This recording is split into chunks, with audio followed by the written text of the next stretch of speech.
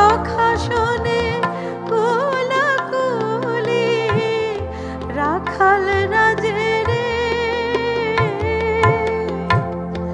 এখনো সে বৃন্দাবনে বাঁশি বাজে রে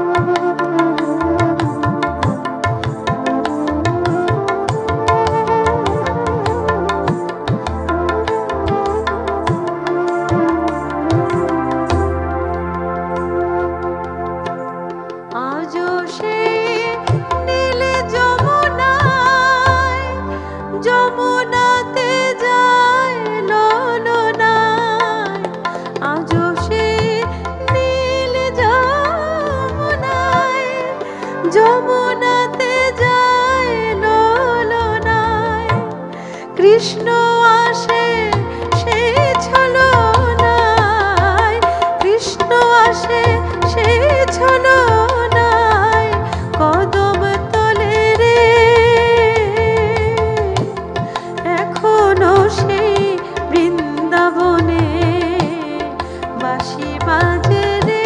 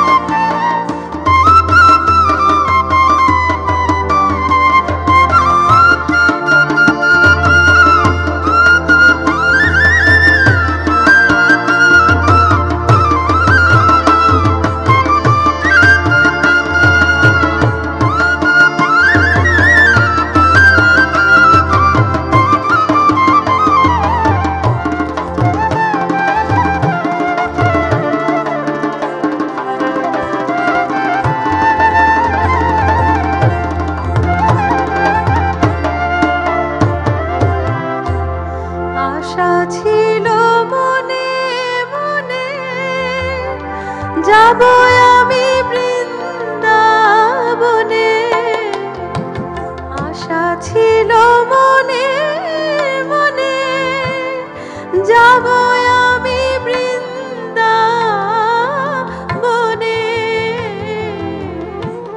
ভবা পাগলা রয়া শোনে ভবা পাগলা রয়া শোনে সবার মাঝে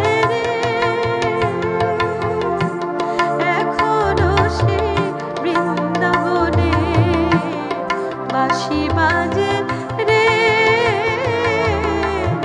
এখনো সে বৃন্দাবনে বাঁশি বাজে রে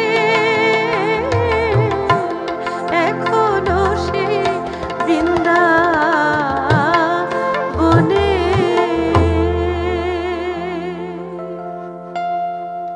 আমাদের এই ছোট্ট আয়োজনটি মানে মোটামুটি গানের বৃন্দাবন হয়ে গেছে, আর সেই গানের বৃন্দাবনে গৌরী এলো। আমাদের গৌরী চৌধুরী, গানের গৌরী আজকের এই ছোট্ট আয়োজনটির নাম আমরা রেখেছি। শুরুটা যেমন করে করেছেন, সত্যি আমরা কি বলবো, অন্য একটা আবহে চলে গেছি। বৃন্দাবন ব্যাপারটি যদি কারো বোধ করার, অনুভব করার মতো কল্পনা শক্তি থাকে, তার কাছাকাছি বোধহয় গৌরীদি নিয়ে গেলেন। আমার খুব পছন্দের একজন মানুষ, আর যারা গান শুনেন তাদের পছন্দের একজন শিল্পী আমার তো বটেই। গৌরী এলো বললাম এই কারণে যে গৌরী আসলে বাংলাদেশে থাকেন না, গৌরী থাকেন বিলেতে।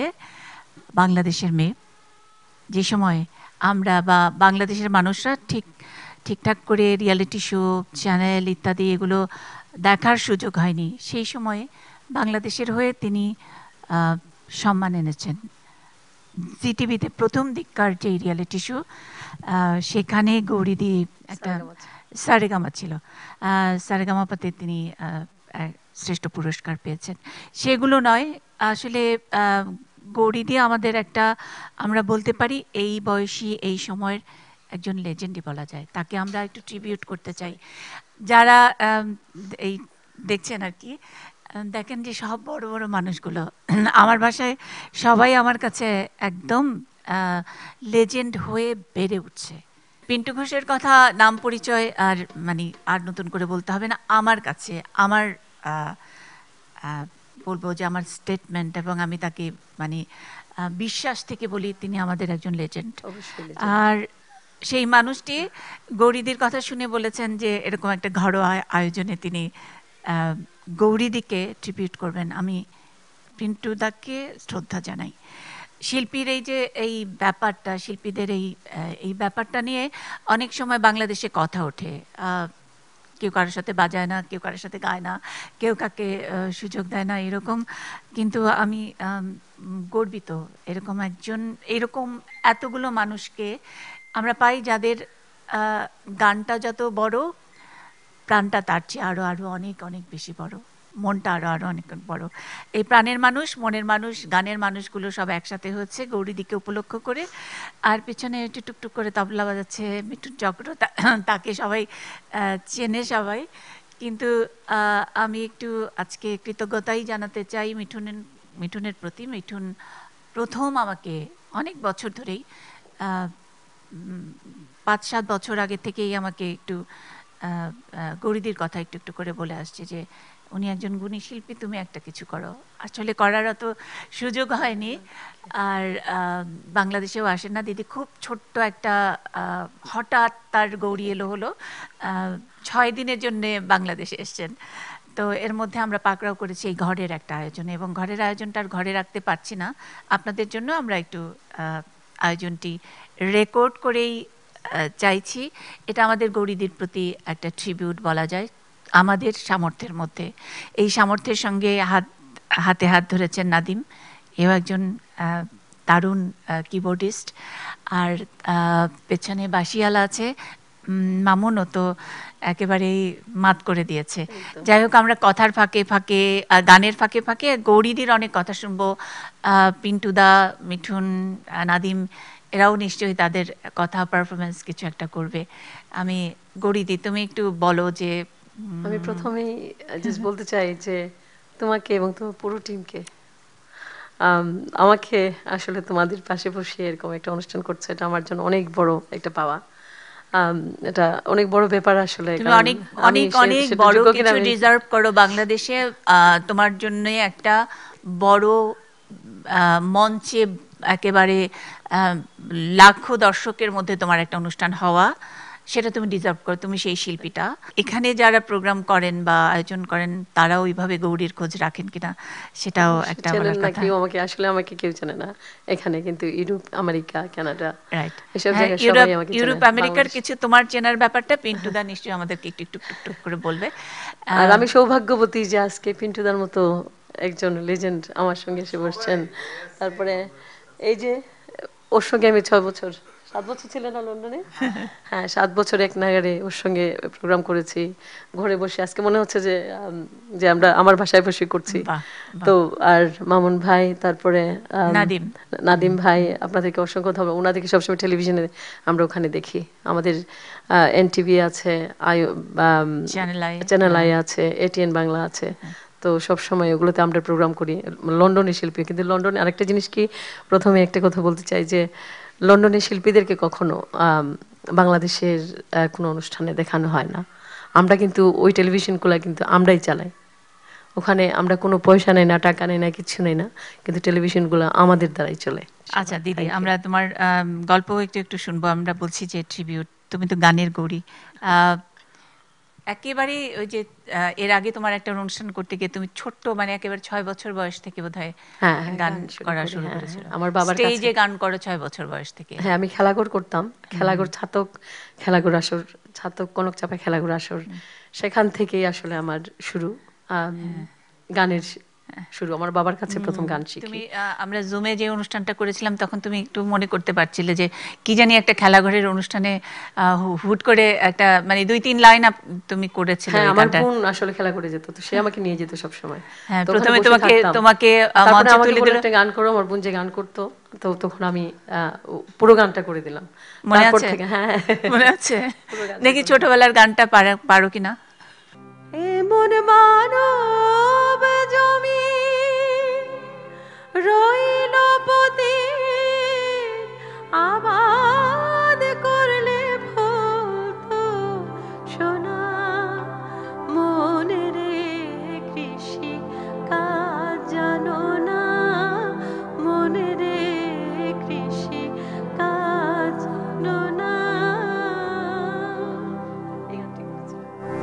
এটাই করলাম, এখন পুরো গানটা মনে নেই।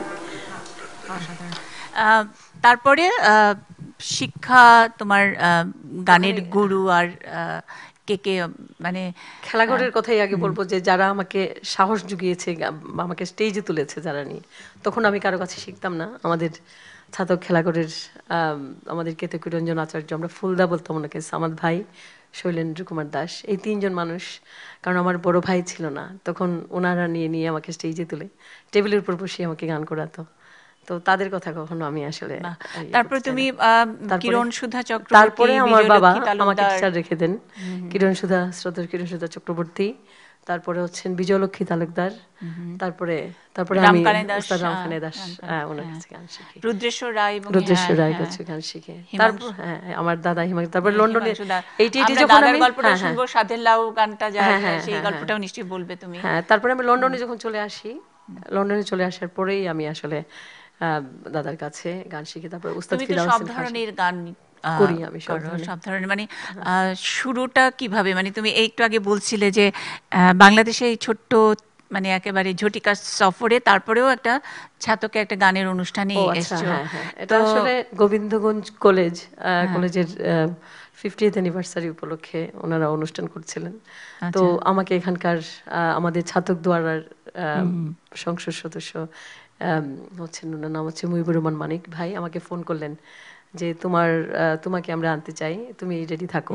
তো আমি বলছিলাম আমি আপনাকে জানাবো।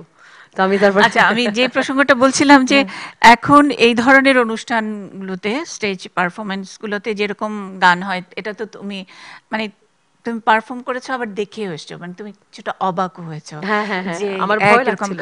আমরা ওই প্রসঙ্গটা নিয়ে না কথা বলি, মানে নানান রকমের শিল্পী, নানান গেট আপ, নানান কিছু পারফর্ম, গানের চেয়ে অন্য কিছু বেশি, সেগুলো অনেক বিতর্কের ব্যাপার। কিন্তু তুমি তো তখন অনেক স্টেজ পারফরমেন্স করতে, কি ধরনের গান থাকতো তখন, মানে বাংলাদেশে যতদিন ছিলে? বাংলাদেশে সব ধরনের গানই করতাম, কিন্তু জাস্ট এখনকার মতো স্টেজে না, আমি বলছি যে পুরোনো দিনের গান, আসলে পুরোনো দিনের গানের কথা বলছি। তোমাকে তো অনেক সময় হৈমন্তী শুক্লার সঙ্গে হৈমন্তীর গানটা করি আমি, আসলে সারেগামাতে যখন গাইলাম তখন একটা সেকশন ছিল যে বাংলা গান করতে হবে, আর জাস্ট আমার এই গানটা রেডি ছিল যে আমার বলার কিছু ছিল না, এই গানটি আমি এই অনুষ্ঠানে করলাম। তারপরে হৈমন্তী দিয়ে এসে আমাকে খুঁজে বের করেছিলেন, তারপর থেকে আসলে সাহস পেয়েছি এই সমস্ত গান করার। না হয় নিজেই করতাম, কিন্তু কোনো অনুষ্ঠানে গাইতাম না এই গানগুলি। আচ্ছা, বললেন তুই আমার গানগুলি করিস, তারপর থেকে আমি তাদের গানগুলি করছি আর কি। আমার বলার কিছু ছিল না, এই গানটি করেছিলাম। গাইবে একটু আজকে? অবশ্যই। সব কিছু নিয়ে গেলে ছিলে আনন্দ হাসি গান, সব তুমি নিলে যাবার বেলায় শুধু নিজের অজান্তে স্মৃতিটাই গেলে তুমি ফেলে, তুমি চলে গেলে আমার বলার কিছু ছিল না, না গো আমার বলার কিছু ছিল না। চেয়ে চেয়ে দেখলাম তুমি চলে গেলে,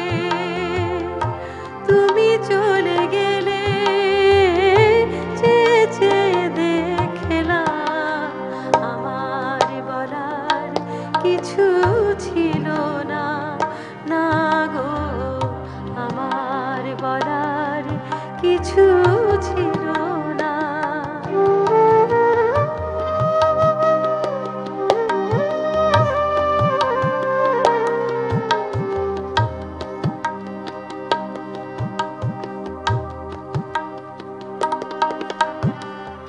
দুহাতে তোমার গো এত কিছু ধরে গেল, ধরলো না শুধু এই স্মৃতিটা,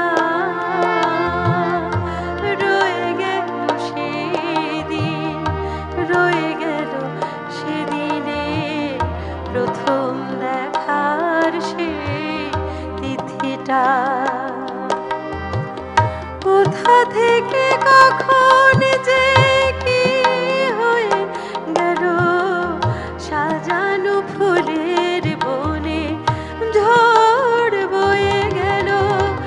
সে ঝড় থামার পরে পৃথিবী আধার হলো, তবু দেখি দীপে গেছো জেলে। তুমি চলে গেলে আমার বলার কিছু ছিল না, না গো আমার বলার কিছু ছিল না, না গো আমার বলার কিছু ছিল না। গৌরীর গানের গলা নিয়ে আমার বলার মতো স্পর্ধা নাই, যারা শোনেন। কিন্তু আজকে একটুখানি ছোট্ট রিপোর্টারের কাজ করতে হয়। দিদি একটু খুশখুশ করে কাশছেন, জোরজার করে বসিয়ে দিচ্ছে। যেহেতু কোনো ফর্মাল অনুষ্ঠান না, বড় কোনো কি বলবো কাঠখোট্টা কোনো ব্যাপারের মধ্যে না, আমরা একটা একেবারেই মডেস্ট একটা ছোট্ট ঘরোয়া আয়োজন, এবং গৌরীদিকে যেন এক ফোঁটাও আমরা মিস না করি, সে কারণেই আপনাদের সামনে হাজির করছি। যারা দেখছেন, আসলে অনলাইনেই যারা দেখছেন তাদের জন্যে। আর আর ঠান্ডা আর গরমের অবস্থায় একটু খুশখুশ করে কাশি দিচ্ছেন। আমার কাছে এরকম কাশি কাশি গলাটাই ভালো লাগছে আর কি। অবস্থা খুবই খারাপ। আচ্ছা, ভালো অবস্থাটা নিশ্চয়ই আমরা কোনো বড় কনসার্টে আমরা গৌরীদিকে শুনতে চাই, বড় মাঠে লাখো দর্শকের মধ্যে, কিন্তু তার শুরুয়াতটা তো হোক। আমি তোমার মাধ্যমে আমি গোবিন্দগঞ্জ স্কুলের সবাইকে, কর্তৃপক্ষকে এবং আমাদের সংসদ সদস্য মানি ভাইকে ধন্যবাদ জানাই, যে ফার্স্ট টাইম আমার একটা স্বপ্ন ছিল যে আমি দেশ থেকে, এখান থেকে আমরা শিল্পী নিয়ে যাই, কিন্তু আমাদেরকে শিল্পী হিসাবে কেউ ওখানে সেখানে কেউ আনে না। তো একটা অনুষ্ঠানে আমি বলছিলাম একবার, একটা আমাদের বাংলা টিভিতে, যে আমার খুব ইচ্ছা যে আমাদেরকে এখান থেকে নিয়ে গিয়ে একটা অনুষ্ঠান করানো হোক। এটা আমাদের ছোট আপা শেখ রেহানা আপা দেখেছিলেন। আজ আমি জানি না আজকে যদি উনি দেখে থাকেন তাহলে উনি প্রোগ্রামটা দেখেছিলেন, আমাকে ভীষণ ভালোবাসেন উনি। তো উনি প্রোগ্রাম দেখে বলছিলেন ওখানকার আওয়ামী লীগের প্রেসিডেন্ট সুলতান শরীফ ভাইকে, যে গৌরীর কালকে অনুষ্ঠানে এরকম বলেছে, আপনারা দেখেন একটা কিছু করেন। তো সুলতান ভাই পরের দিন আমাকে ফোন করে বললেন যে তুই কালকে কি বলছিলি? তখন আমি বললাম যে এটা বলছিলাম যে হ্যাঁ আমি অ্যারেঞ্জ করবো এটার। তারপরে সুলতান ভাইয়ের ওয়াইফ নোরা শরীফ, যিনি এখানকার 21 পদক পেয়েছিলেন, তারপরে পরে মারা যান। তারপর থেকে আসলে সুলতান ভাইয়ের শরীরটাও ভালো যায় না, আর আমিও কখনো এগুলো নিয়ে বলি না। মানে তার মানে কি এটাই প্রথম, মানে এবারই প্রথম তুমি লন্ডন থেকে আমন্ত্রিত হয়ে প্রথম গান করতে এলে? প্রথম 34 বছর পরে। আমি জানি না আমরা বিব্রত হব না লজ্জিত হব, তারপরেও একজন 34 বছর পরে, আমি 34 মানে ইয়ার্স ধরে আমি লন্ডনে আছি, আর 34 বছর পরে আজকে আমি গোবিন্দগঞ্জ কলেজে আমার ছাত্রকের ওখানে এসছি গান করতে। যাই হোক, আর কিছু বলছি না। আচ্ছা, আমরা একটু গান শুনি। পিন্টুদা, একটু কি দিদির যে দেশ বিদেশের যে তার যে ভুবন জোড়া খ্যাতি, এটা নিয়ে কি একটু? দিদির যে মানে বাংলা গানের প্রতি ওনার যেই প্রেম, এবং লন্ডনেও বাচ্চাদেরকে উনি যেভাবে আসলে আমাদের জাতীয় সঙ্গীত শেখাচ্ছেন, মানে আমার অন্তরের অন্তঃস্থল থেকে দিদির প্রতি শ্রদ্ধা।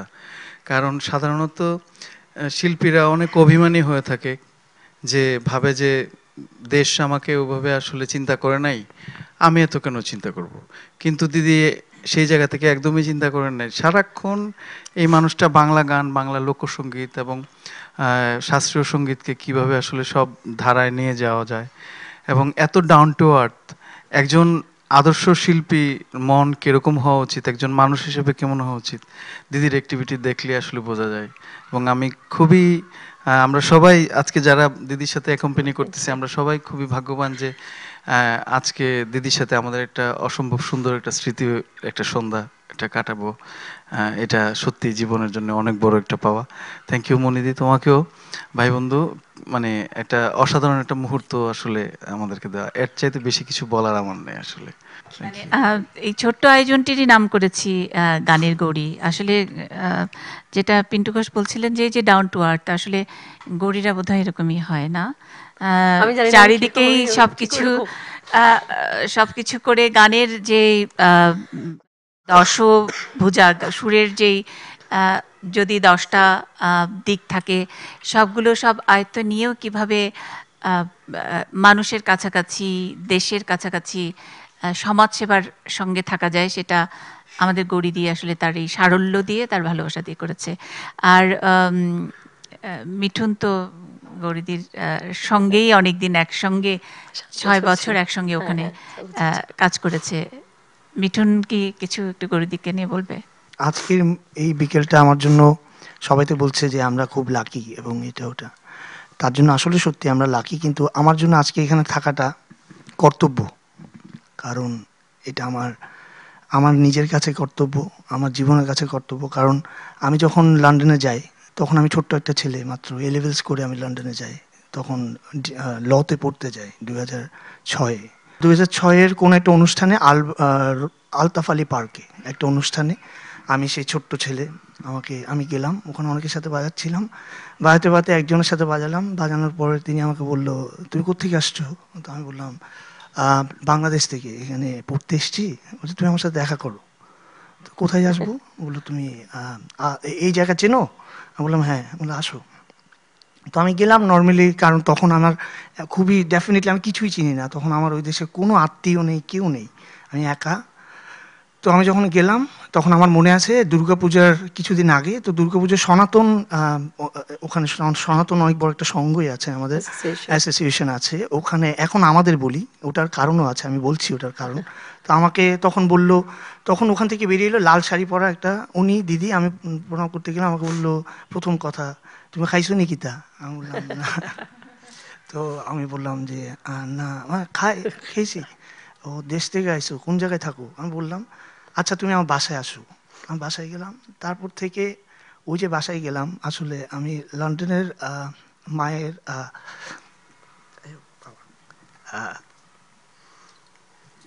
একটু টাইম লাগে বলতে, বাবা যেই যাক, আমি আসলে আমাদের দেশের, হ্যাঁ মানে ওখান থেকে আজকে মিঠুন চক্রকে আপনারা যারা চিনেন বাবা, তো ওখানের মধ্যে যে আজকে মিঠুন চক্র হয়ে ওঠা, আমি যতটুকু এসেছি আপনাদের জন্য, আমার ওখানের মধ্যে অনেক বড় কন্ট্রিবিউশন ওনার আছে। তো আর থ্যাংক ইউ সাধুকে, আমি সাধু বলি কারণ সাধু থ্রু দিয়ে আমার দিদির সাথে পরিচয়, কিন্তু দিদির সাথেও ঠিক সেম ওই সম্পর্কটাই আমার আজকে বাংলাদেশে। তো দিদিকেই আমি আমার বলছিলাম যে দিদি মানে সবসময় আমার মনে আছে আমরা গাড়িতে করে যাচ্ছিলাম, তখন আমি কিছু জিনিস ফরওয়ার্ড করে দিদিকে বললাম, দিদি রে প্লিজ একটা বার, তো তুমি বলছো আচ্ছা একটু দাঁড়া আমি ভাবছি, এই ভাবতে বলেই আজকে সেইখান থেকে দিদির এইটুকু পর্যন্ত নিয়ে আসা। তো সেটার জন্য মুন্নিদিকে অনেক ধন্যবাদ। না আমার সেটার জন্য আমার দিদিকে অনেক অনেক ধন্যবাদ। কিন্তু গৌরীদি ডেফিনেটলি দিদি যেরকম বললো, গৌরীদি ডিজার্ভ করে, আমরা অনেক কিছু দিতে পারিনি, কিন্তু আমি সন্তানের মতো ওনার কাছে, কারণ আমি যখন গিয়েছিলাম খুব ছোট, সেখান থেকে 2011-তে যখন আমি আসি, কাউকে বলেও আসিনি আমি লন্ডনে। এটার জন্য কমিউনিটিতে অনেক রকম কথাও হয়েছে যে হয়তো বা ইলিগেল হয়ে চলে গেছি বা কিছু একটা, আসলে না, আমি সব ছেড়ে দিয়ে আমি বাংলাদেশে মিউজিকের টানেই 2011-তে 6ই মার্চ আমি চলে আসি। কিন্তু আজকে পর্যন্ত আমি এরপরেও 7 বার লন্ডন গেছি দিদির কাছে, আমি ঠিক সেরকম যেরকম আমি প্রথম দিন ছিলাম। আর আজকে পুরো লন্ডনটাই আমাকে চেনে, আর আমি সিলেটিও হইতাম পারি, এখন মারতাম পারি, এত ভালো পাইছে সিলেটরে আমার এখন, মানে এইটা হচ্ছে প্রভাব যে গিয়েছিলাম কি, আর এখন ভাষাটাই পারি। কিন্তু এটা কিন্তু আমাকে বাধ্য করে শেখায়নি কেউ, আমি ভালোবেসে শিখে ফেলেছি আমার সঙ্গে কথা বলতে কথা বলতে বলতে দিদির সাথে। তো এখানে আসাটা আমার জন্য কর্তব্য, কারণ দুটো মানুষকে আমি কখনোই না বলতে পারি না সামহাও। এই দুটো মানুষ সামনে বসে আছে, আর সাধু আমার অনেক কাছের। সব মিলিয়ে এই আয়োজনটাতে আমাকে খুব একটা আসলে হয়ে ওঠে না আমার, আমি নিজেও জানি না 12 বছর পরে মনে হয় আমি ঠিক এভাবে বাজাতে বসেছি। কিন্তু আমার কি জিততো না, তুইও খুব ট্যালেন্টেড আর না, ও ভীষণ এটা কিছু ট্যালেন্টেড না রে দিদি, ওদিকে না যাই, কিন্তু কি থেকে কি করে থ্যাংক ফেলে ইউ একটু। So much. আমি আজকে বাজাতে পারছি দিদি, এরকম ঘরোয়া, ডেফিনেটলি দিদি এরকম বলে এটি ইনফর্মাল, একদম ফর্মালি না। So we will enjoy that একদম। ওকে, ওই যে মিঠুনের কথা থেকে যাই না, তারপরে নাদিমার মামুন নিশ্চয়ই একটু একটু বলবে। আর বলার চেয়ে তো আসলে ওদের বাজনাটাই তো আমরা অনেক বেশি এনজয় করছি। আর মিঠুন তো সিলেটি শিখে গেছে, সিলেটি গানের জন্য তো গৌরী চৌধুরী। আর রাধারমন উৎসবটাও তোমার হাত দিয়ে ওখানে হয়। আরো অনেক কিছু, মানে রাধারমণের গান আসলে প্রথম আমি চেষ্টা করছিলাম ওখানে ইয়ে করার জন্য, কারণ 2011-এ আমি রাধারমণের গানের ক্যাসেট বের করার কথা ছিল। এখানকার একজন অত্যন্ত সুনাম ধন্য একজন শিল্পী, উনি গিয়ে আমার কাছ থেকে 2000 পাউন্ড নিয়ে উনি বলছিলেন যে আমি একটু বলতে চাই দিদি, কিন্তু নাম বলবো না, কারণ আমি একজন শিল্পী, অন্য একজন শিল্পীর অপমান করতে চাই না এখানে, কারণ আমরা একজন আরেকজনের কলিগ শিল্পী। তো উনি 2000 পাউন্ড নিয়ে উনি আমাকে রাধারমণের গান করে দেবেন বলে, আর উনি করে দেননি। আচ্ছা, যাই হোক, না করে দিলেও গৌরী চৌধুরীকে তো কেউ দাবি রাখতে পারেনি, তাই না? কিন্তু রাধারমণের গান এখনো আমি গাইছি। না, মানে মিঠুন আমাদেরকে ধরিয়ে দিল, আমরা সিলেটি গান রাধারমণে চলে যেতে চাই। আর রাধারমণের গান কিন্তু ভ্রমর কুয়ে গিয়ে গান হচ্ছে ফার্স্ট আমি সিলেট রেডিওতে গাই। আর এটা হচ্ছে রাধারমণ দত্ত হচ্ছেন আমার বড় বোনের শাশুড়ির দাদু, ওনার কাছ থেকেই আমি কিন্তু এই গানটা সংগ্রহ করি। আর সিলেট রেডিওতে 84-এ ফার্স্ট আমি এই গানটি করি। তারপরে বাংলাদেশ টিভিতে আমার ঠিকানা একটা অনুষ্ঠান হতো, ওখানে আমি এটা ছিলেন শ্রদ্ধা মুস্তফা জামান আব্বাসী সাহেব, উনি উপস্থাপনা করতেন। আর ওখানে মুসা আহমেদ ছিলেন ওটার প্রযোজক। তো কোনো একটা কারণে উনি আমি এই গানটি করেছিলাম, তখনই একটা সাড়া পড়ে গেছিল যে ভ্রমর করে গিয়ে একটা সিলেট থেকে মেয়ে এসছে, খুব ভালো করেছে। কিন্তু তারপরে কোনো একটা কারণে উনি আমার গানটি প্রচার করেননি। তারপরে আমি আবার HMB থেকে HMBর কর্ণধার গেছিলেন 1992-তে, ওখানকার জ্যোতি বসুর সঙ্গে, যে উনি তখন ছিলেন, মুখ্যমন্ত্রী ছিলেন, ওনার সঙ্গে গভর্নমেন্ট ডেলিগেশনে গেছিলেন আমাদের HMBর কর্ণধার। উনি ভ্রমরকে গিয়ে গানটা শোনার পরে বলছেন আমি তোমার কণ্ঠে এই গানটি রেকর্ড করতে চাই। দুর্ভাগ্য দিদি, বাংলাদেশে ভ্রমর গিয়া গানটা অনেক দিন গীত হয়েছে, অনেক অনেক মানুষ এটার ক্যাসেট বের করেছে, ক্যাসেটের গায়ে লেখা ছিল কিন্তু লিরিসিস্ট মানে যে গানের অজ্ঞাত না, হয়তো এটা অজ্ঞাত, এরকম আমি জানি না। সেখানেও গানের নিয়েও আমি এখানে নানান নাম নিয়ে নানান রকমের রাজনীতি। আমরা এই ছোট্ট একটা আয়োজন থেকে আমি এখনো বলবো তোমাকে একটু একটা ফ্যাক্ট অন্তত হাজির করতে পারলাম। আমি এখনো বলবো তোমাকে যে রাধারমণের গানটি, এই গানটি যখন করি আমি, তারপর সিলেট রেডিওতে করি, তারপর আমাদের একজন সিলেটের অত্যন্ত জনপ্রিয় শিল্পী, উনি বিনি সুতার মালাতে গান করেছিলেন, আমাদের জামালুদ্দিন হাসান বান্না ভাই, উনি আমার কাছ থেকে গানটি নিয়ে তারপরে উনি দিয়েছিলেন আমাদের দিলরু বাবাকে। তো উনি তো অনেক বড় শিল্পী, উনি ভালো গেয়েছেন। তারপরে ক্যাসেটের গায়ে অজ্ঞাত ছিল। হ্যাঁ, তারপরে আমি HMB থেকে রাধারমণ নামটি লেখা ছিল না। আচ্ছা, যাই হোক দিদি, আমরা শুনি একটু। হ্যাঁ, শিওর। অরিজিনাল যে সুরটা। ও ভ্রমরে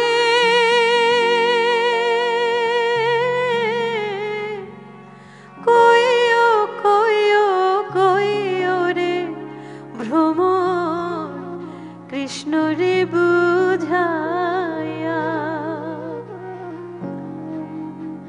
মুই রাধা মইরা যাইব কৃষ্ণ হারা হইয়া রে ভ্রমর কইও গিয়া, ভ্রমর কইও গিয়া শ্রীকৃষ্ণ বিচ্ছেদের নলে অঙ্গ যায় জ্বলিয়া রে ভ্রমর কইও গিয়া।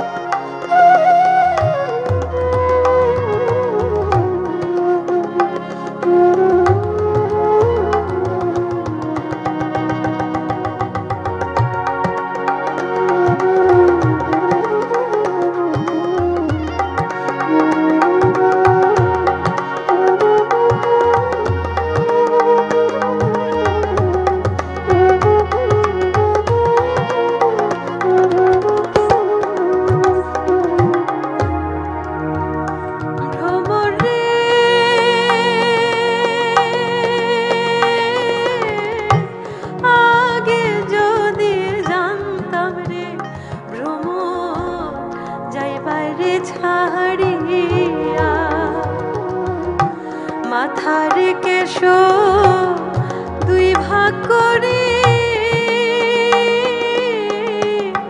রাখিতাম বাঁধিয়া রে ভ্রমর কইও গিয়া।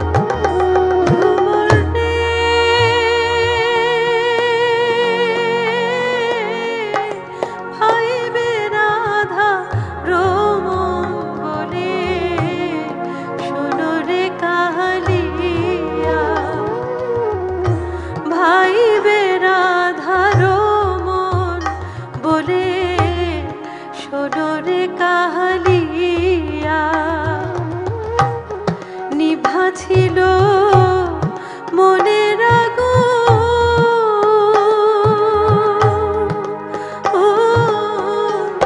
কে দিল জ্বালাইয়া রে ভ্রমর কইও গিয়া। নিভা ছিল মনের আগুন,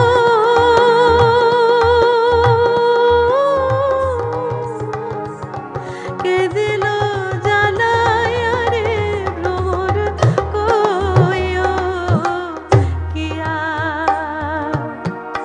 ভ্রমর কইও গিয়া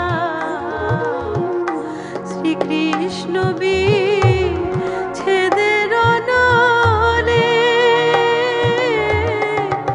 অঙ্গ যায় জ্বলিয়া রে ভ্রমর কইও গিয়া। শ্রীকৃষ্ণ বিচ্ছেদের নলে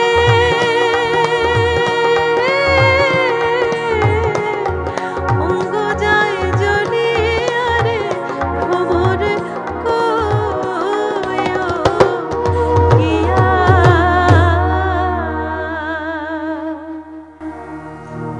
এটা অসাধারণ। original সুর। অসাধারণ অসাধারণ। আজকে কেমন লাগছে গৌরীদি গাইতে তোমার? নিজের দেশে গাইছি, একটা টিভির অনুষ্ঠানে গাইছি, এটার বোঝাতে পারবো না যে আমার কিরকম লাগছে। গেয়েছিলাম তখন যখন গিয়েছিলাম বিটিভিতে, এরকম তো লাগেনি, কিন্তু আজকে অন্যরকম লাগছে। এটা আসলে ভাষায় প্রকাশ করার মতো না, বোঝাতে তোমাকে পারছি তো না যে মানে feelings-টা। ইংল্যান্ডে যে পিন্টুদা যেটা বললো যে অনেক সোশ্যাল ওয়ার্ক যেগুলো করো, তারপরে অটিস্টিক বাচ্চাদেরকে গান শেখাও, সেগুলো আছে, সেগুলো হয়তো কথার ফাঁকে ফাঁকে, কিন্তু স্টেজে গৌরী চৌধুরী হলো ভার্সেটাইল একজন আর্টিস্ট। মানে যতটুকু আমি হোমওয়ার্ক করেছি, আমার সৌভাগ্য হয় নাই যে ইংল্যান্ডে তোমার একটা স্টেজ পারফরমেন্স, মানে একা তুমি শো করছো, মানে এখান থেকে সেখানে, মানে কখনো রাধারমণ করছো, তারপরে আবার হয়তো একটা তোমার অন্য একটা গজলও করতে হয়, মানে অনেক মানে তোমার অডিয়েন্স থেকে সব ধরনের। চিৎকার চেঁচামেচি অনেক কিছু হয়। আমি আসার আগে আগেই আসলে আমি সেখানে গেছিলাম একটা প্রোগ্রাম করতে। তো ওখানে সব বাচ্চা ছেলেপুলে আছে, তারপরে বয়স্ক মাসিমার মতো লোকজন ছিলেন। তো আমি একদম রবীন্দ্রসঙ্গীত করেছিলাম, নজরুলগীতি করি, আধুনিক গান, সন্ধ্যা মুখার্জির গান, তারপরে কীর্তন। একজন ভদ্রলোক মাইক্রোফোন টেনে নিয়ে এসে বললেন যে নেক্সট টাইম আমি স্পন্সর করবো, এরকম এরকম শিল্পী আবার আবার চাই আমি। হ্যাঁ, মানে আমার কি কান্নাকাটি করে এরকম টেনে নিলেন আমার হাত থেকে মাইক্রোফোনটা, এই শিল্পীকে আমি আবার চাই। তো এটা তো আমার জন্য অনেক বড় একটা পাওয়া যে অডিয়েন্স থেকে তো চিৎকারে ওঠে যে গজল গাইতে হবে, তাও তো করো তুমি। হ্যাঁ, সেটা আমি মানে আমি গজল করেছিলাম, এখনো মনে হলে ভয় লাগে আসলে। যখন আমি সারেগামাতে আমার সামনে বসা ছিলেন গোলাম আলীজি, মেহেদী হাসানজি, ওনারা আমাদের জাজ ছিলেন। তখন সোনু নিগম ইয়ে ছিলেন, প্রেজেন্টার, হোস্ট করতেন। হ্যাঁ, তো আমি যে ওখানে চান্স পাবো এটা আমার আমার জন্য, আমি আসলে বাংলাদেশের জন্য একটা বিরাট একটা হ্যাঁ গৌরবের তখন কথা। বলছে যে হ্যাঁ আমি যখন অডিশন দিয়ে বের হলাম না, যখন বসা ছিলেন ওনারা যে বাঙালিরা তো আসলে সুরে গায়, তখন বলছিলেন আমি একজন বাঙালি, আরো আরো অনেকেই ছিল, যে বাঙালিরা যে সুরে গায় সেই কথাটা আসলে ওখানে বলছি না, আমি হিন্দিতে বলছি না, খুব সুন্দর করে বলছি না, তখন আসলে আমার ভালো লাগছিল। তোমাকে যারা জানে তারা জানে যে মানে তুমি কিভাবে বাংলা গানকে আসলে মানে এখন তোমার ব্র্যান্ডিংটা এরকম যে গৌরী চৌধুরী নামে একজন বাংলাদেশের মেয়ে, বাংলাদেশের আর্টিস্ট, যিনি গোটা শুধু বিলেত কেন গোটা ইউরোপ বাংলা গানকে যিনি ব্র্যান্ডিং করছেন। তারপরেও মঞ্চে তোমার গজল গাইতে হয়, এখানেও তোমার একটা রিকোয়েস্ট আছে যে কীর্তন মাসিমা করবে বলছেন শেষে, কীর্তন, last এ হ্যাঁ করবো। সেটা তো কীর্তন করবে। সন্ধ্যা মুখার্জির গানের কথাও বললে, হ্যাঁ। তো মানে এই যে এরকম 3-4টা ইনডাইরেক্টলি কিন্তু তোমার কাছে রিকোয়েস্ট চলেই গেল। সন্ধ্যা মুখার্জি একটাও শুনতে চাই।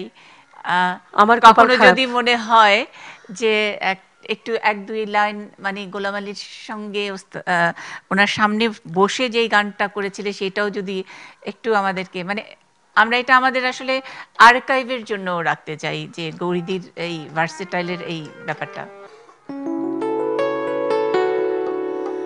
জানি না ফুরাবে কবে এই পথ চাওয়া, জানি না ফুরাবে কবে এই পথ চাওয়া, ছলো ছলো আঁখি মন জল ভরা মেঘে যেন ছাওয়া, জানি না ফুরাবে কবে এই পথ চাওয়া।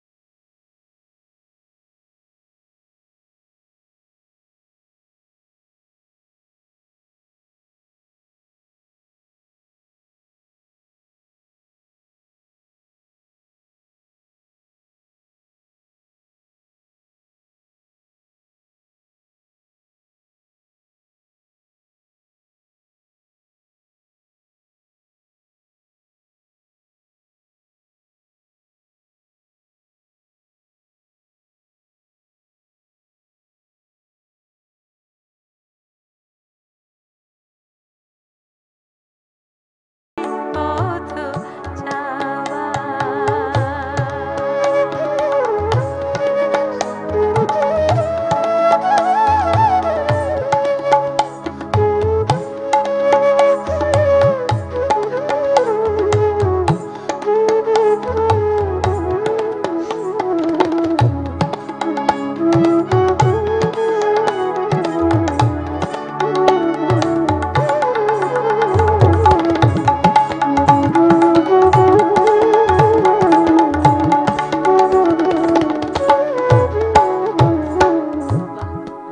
অনেকে হয়তো এটা জানে না যে গৌরীদি হঠাৎ করে অসুস্থ হয়ে তার গলাটাই একটু একদম ইনফেকশন ডাক্তার হয়েছিল, বলছিল আমি আর কোনোদিন গান করতে গান পারবো না, করতে পারবে না। অপারেশনের পরে। মানে যেটা বলছিলাম যে গানের গৌরী অন্য সব কিছু মানতে পারবে, উনি বেঁচে থাকবেন কিন্তু গান করবেন না, এটা মানবেন না। তো তার ডিটারমিনেশনটা আমরা ওইরকম দেখেছিলাম। মে মাসে আমার গলার অপারেশন হয়, Operation। ডাক্তার বলছিল প্রথমেই বলছে যে তুমি কিন্তু কোনোদিন গান করতে পারবে না, আর তোমার ভয়েস চলে যাবে। তো আমি মানতে রাজি নই, আমি চেষ্টা করছি, করে যাচ্ছি, এখনো আসেনি মানে পুরোটা, তবে গাইতে পারছি, এটাই আমার জন্য। আর চেষ্টা করছি আবার গাওয়ার, এটাই আর কি, যেটা আসলে মনের জোরে। হ্যাঁ, নতুন করে আর আসলে মন দিয়েই তো গানটা করে, মানে আমি তোমার অনুষ্ঠানের মাধ্যমে বলতে চাই, অনেকেই আসলে থাইরয়েড অপারেশনের পরে বলছেন আমি গান ছেড়ে দিয়েছি। প্লিজ আপনারা কেউ গান ছাড়বেন না, নিজের থেকে চেষ্টা করবেন। ডাক্তার তো তারটাই বলবেই যে তাদের ফার্স্ট সিনারিও যেটা, এটা তাদের বলবে যে না তোমার ভয়েস চলে যাবে, তুমি কখনো গান করতে পারবে না, এটা তারা বলবেই। তার কারণ তাদেরকে আমরা সু করতে পারবো না যদি কিছু হয়, তো এর জন্য তারা তাদেরটাই বলবে। কিন্তু আমাদের চেষ্টা করে যাওয়া উচিত, ভয়েস যদি থাকে আপনারা প্লিজ আবার আবার চেষ্টা করবেন আপনাদের ভয়েস ফিরে আসবে। মানে, অনেকে বলছেন যে আমি যে- করতে পারছি না, করছি না, কিন্তু করো। করতে পারছেন কি পারছেন না তা তো আমরা দেখতেই পাচ্ছি, অভিভূত আমরা। গৌরীদি আর কি কি গান শোনাবে বলো? একটুখানি গজল হবে না? অল্প একটু গাইবো, অনেকদিন একটু গাও। গাই না তো। গাও। এটা তো মানে খুবই আমরা মডেস্ট ইনফর্মাল একটা একেবারেই একটা আড্ডার মতো জায়গা। जिंदगी में तो सभी प्यार किया करते हैं, मैं तो मर कर भी मेरी जान तुझे चाहूंगी, जिंदगी में तो सभी प्यार किया करते हैं। আর করছি না, আর করছি না। ওনাদের সামনে, ওনার সামনে যখন গাইছিলাম, মেহেদী হাসানজির সামনে যখন বসা, পা কাঁপছিল। মানে ওনাদের মতো Legend, হ্যাঁ। লেজেন্ডদের সামনে ওনাদের গান তো খুব ভালো করে আসলে নিয়েছিলেন, যে আমার পা কাঁপছিল। আমি আসলে গান করার আগে বলছিলাম যে আমি গাইতে পারবো কিনা জানি না, এরকম করে কাঁপছিল। তারপরে গান গাওয়ার পরে, মানে গানটা শোনার পরে হ্যাঁ উনি কি উনি, বলেন, কি হ্যাঁ মনে উনি আছে বললেন, তোমার? হ্যাঁ উনি তো প্রশংসা করেছেন। তো আমাদের তো অনেক আসলে আমাদের উচ্চারণ, আমাদের সবকিছু, আর বাংলা গান সবসময় করি আমরা। আমি তখন মাত্র কিছু হিন্দি গান করতাম, এখন তো একদমই বলতে গেলে আমি আসলে বাংলা গানটাই নিয়ে কাজ করছি, এর জন্য বাংলা গানটার উপরে বেশি জোর দিচ্ছি। গান তো গানই, সব ধরনের গান করা যায়, তাই না? হ্যাঁ, তো ওনার সামনে করেছে, এটাই আমার জন্য অনেক বড় পাওয়া। দুজন বসা, জগজিৎ সিং ছিলেন, জগজিৎ সিং ছিলেন, সিজির ছিলেন, তারপর আবিদা পারভিন আপা ছিলেন, হ্যাঁ, তারপরে আমাদের বাংলাদেশের রুনা ম্যাম ছিলেন, হ্যাঁ লেজেন্ড আমাদের রুনা ম্যাম ছিলেন। তো বাংলা গানের কথা যখন আসলো, তখন এই বাংলা গানটা তখন করেছিলাম না খুব। তারপরে আমি জগজিৎ সিং জিকে, আমি ইলিশ মাছের বাংলাদেশের মেয়ে যখন শুনলেন, তো আমার খুব ইলিশ মাছ খেতে ইচ্ছে করে, তো আমি আমার বাসা থেকে রান্না করে নিয়ে গিয়েছিলাম। ওনাকে যে ওরা যে খাওয়াতে পেরেছে, এটা আমার জন্য আমার রুনা লায়লার ভাগ্য। কথা বলে, মানে উনি অবশ্যই আমরা গর্বিত, বাংলাদেশে একটা রুনা লায়লা আছে, একজন একজন রুনা লায়লা আছে। এই রিসেন্টলি ওনার মানে একই ফ্লাইটে আমরা যাচ্ছিলাম কলকাতা, তো স্বাভাবিক রুনা লায়লাকে দেখে তো একটা ভিড় জমবেই। তো আমি আমার ব্যাগ ট্যাগ নিয়ে একটু সামনে এগিয়ে গেছি, আর একটা জটলা, আর পেছনে রুনাপা, উনি ওনার লাগেজের জন্য অপেক্ষা করছেন। তো একজন আরেকজনকে বলছে রুনা ম্যাম, রুনা ম্যাম। তার একজন কোন রুনা? আরে সাদেল্লাও, সাদেল্লাও। তো ওই সাদেল্লাও, তার সঙ্গে আবার গৌরীদির একটা যোগাযোগ আছে, মানে রুনা ম্যাম মানে সাদেল্লাও দিয়ে বা গোটা মানে বিশ্বে বাংলাদেশকে পরিচিত করেছেন। আর এই সাদেল্লাওটা গৌরীদির এটা দাদা, আসলে হিমাংশু দাদা, আমাদের আচ্ছা, আমরা ছাতকের একটু আরেকজন একদম লেজেন্ড। পরিষ্কার করে জানতে চাই, হিমাংশু দাদা তোমার বড়দা? দাদা, আমাদের মাস্তুতো দাদা, আমাদের হ্যাঁ। ছাতকের গর্ব, আসলে বাংলাদেশেরই গর্ব। উনি আসলে সাধের লাউ গানটার লাস্ট 4 লাইন উনি করেছিলেন আর কি। আচ্ছা। আমাদের গিয়াস ভাই, আমাদের গিয়াসউদ্দিন আহমেদ, উনি লিখেছিলেন এই, ওনার লেখা। হ্যাঁ, আর তারপরে দাদা আর ফার্স্ট পেয়েছিলেন, দাদা শেষের 4 লাইন ওনার গিয়াস ভাইয়ের লেখা, গিয়াস হ্যাঁ। ভাইয়ের। তারপরে দাদাই গানটি করেছিলেন, আচ্ছা দাদা ফার্স্ট করেছিলেন দাদা, হ্যাঁ। আচ্ছা আচ্ছা। তো এই গানটা তারপরে তো মানে উনি তো চলে গেলেন 78-এ, ওখানে যাওয়ার পরে উনি আবার এশিয়ান সং কন্টেস্টে উনিও প্রথম হন। তারপরে তো ওনার অনেক অনেক কিছু করেছেন, কলকাতায় গিয়ে উনি ক্যাসেট বের করেছেন, অনেক ধরনের, রাধারমন বলেন, আব্দুল করিম, আমাদের শাহ আব্দুল করিম, অনেক ধরনের ক্যাসেট বের করেছেন, এই আর কি। আচ্ছা, দাদার কাছে আমি কিছুদিন শিখেছি, ও ফোক গানের তালিম নিয়েছি। আজকে কি সাদেলা একটুখানি করারও মানে মতো অবস্থা আছে সাদের নাকি? লাউটা গিয়েছিলাম আমি আমি বোম্বেতে প্রোগ্রামে। গেছিলাম এটা এখানে 7টা দেশ ওখানে পার্টিসিপেট করেছিল, তারপর তার মধ্যে আমি বাংলাদেশের হয়ে আমি ওখানে লন্ডন থেকে গেছিলাম, আমি পার্টিসিপেট করেছিলাম। তখন আমি ওখানে শান ওরা ছিল, শানের বোন ওরা সবাই, জিতেন্দ্র ওই যে নায়ক উনিও ছিলেন। তো আমি যখন সাদের লাউ করলাম মানে পুরো অডিয়েন্সে সবাই ইয়ে করছিল, লাফাচ্ছিল, ওনারাও গাইছিল। তারপরে আমি ওখানে ফার্স্ট প্রাইজটা পেলাম যে বাংলাদেশের মেয়ে গান করে। তারপরে ওই জায়গায় আমাদের জাতীয় সঙ্গীতটা বাজানো হয় আমি যখন ফার্স্ট হলাম। আহা, তো এটাই আমার জন্য, বাহ এটাই তো আমার পাওয়া সবসময়। বাহ বাহ বাহ। এটার পর থেকে আসলে আমার এই জিনিসটা যে বলছিলেন যে আমি কাজ করছি বাংলাদেশের বাচ্চাদেরকে নিয়ে, বাংলাদেশের বাচ্চা না, সব বাচ্চাদেরকে নিয়ে। কারণ আমার আমার আমার একটা কথাই যে আমার বাংলাদেশকে সবার কাছে তুলে ধরতে হবে। আমার বাংলাদেশ এত সুন্দর একটি দেশ, আমাদের বাংলাদেশের কালচার এত রিচ, এটা আমাদের বিশ্বের কাছে তুলে ধরতে হবে। কারণ আমি যখন একটা গান শেখাতে যাই, তখনই যেমন আমি আমার ভাইয়ের রক্তে রাঙানো গান আমি আমি 300 just এই বাচ্চাকে নিয়ে কথাটাই করলাম। বলতে যাচ্ছিলাম যে গাফফার ভাইয়ের সামনেও মানে গাফফার বসে, ভাই, হ্যাঁ ওনার সামনে বসেও গানটা করেছে এবং উনি তোমার গানটা নিয়ে ওনার অনেক কথা বলেছেন, কথা তুমিও বলেছেন। এটা হ্যাঁ চেষ্টা আমি করে এটা দেখা, এটা এটা চেষ্টা করব। আমার আমি কাছে গাফফার আছে। ভাইয়ের প্রতি আমাদের শ্রদ্ধা। শ্রদ্ধা, ভীষণ ভালোবাসতেন আমাকে আর খুব কীর্তন পছন্দ করতেন। আমি যখন করলাম এই গানটি, আমি এই স্টোরিটা বলতে চাই যে আমার কথা হলো যে যখন আমি এই গানটি করব তখন তো আমার বাংলাদেশের পুরো স্টোরিটা জাস্ট চলে আসবে, যে কি হয়েছিল 1952-তে আমাদের বাংলাদেশটা আমরা বাংলাদেশ হিসেবে আমরা কখন পেয়েছি। তো আমাকে পুরো স্টোরি বলতে হয়েছে মানে যে তুমি এরকম। আলবার্ট হলে যে মানে এতগুলো বাচ্চাকে হ্যাঁ, রয়্যাল ফেস্টিভ্যাল হল, রয়্যাল আলবার্ট হল, তারপরে কুইন এলিজাবেথ হলে 150th বার্থডে উপলক্ষে রবীন্দ্রনাথ ঠাকুরের আমি সব সাদা কালো বাচ্চাদেরকে গান করিয়েছিলাম। আর তারপরে বাংলাদেশের হারভেস্টিং সং, তারপরে আমার মাইঝা ভাই সাইঝা ভাই, তারপরে হচ্ছে গাড়ি চলে না, এটা রয়্যাল ফেস্টিভ্যাল হলে এই গানটি করেছিলাম। 1200 বাচ্চা গান করেছিল।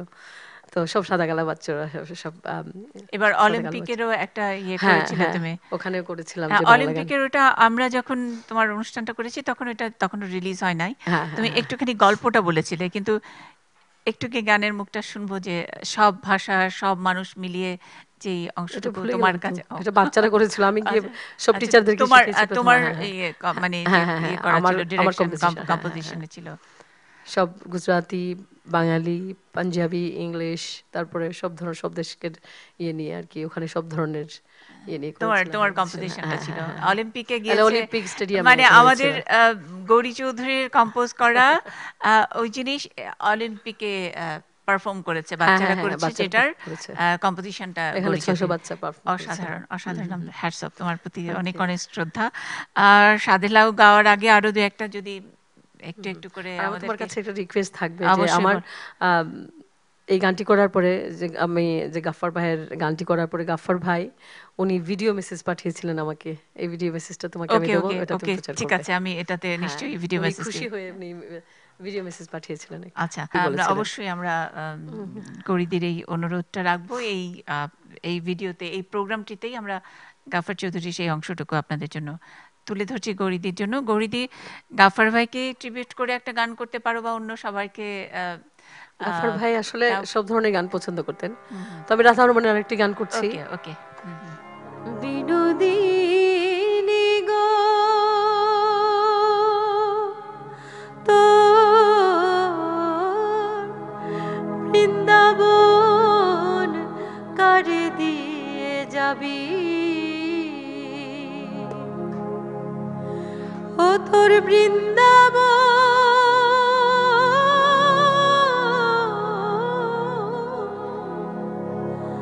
কারে দিয়ে যাবি, তো বৃন্দাবন কারে দিয়ে যাবি।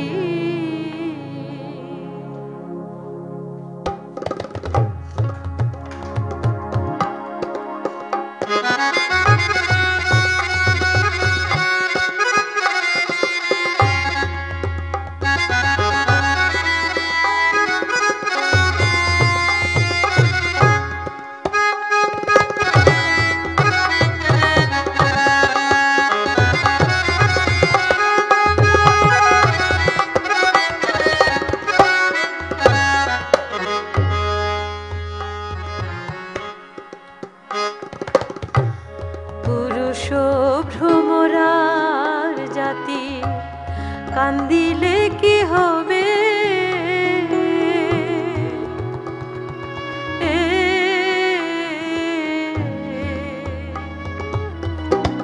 পুরুষ ভ্রমরার জাতি কান্দিলে কি হবে তুই পরের জন্য এতই করলি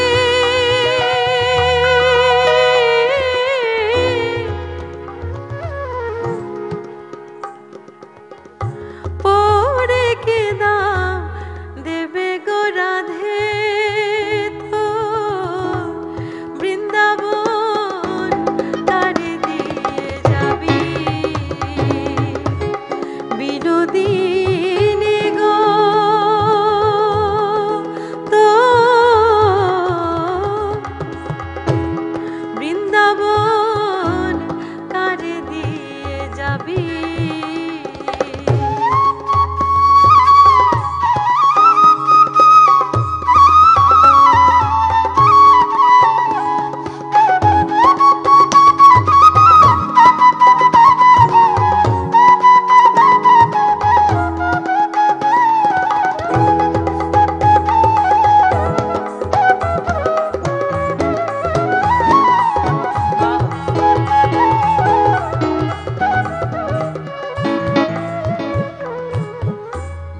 বনের আগুন সবাই দেখে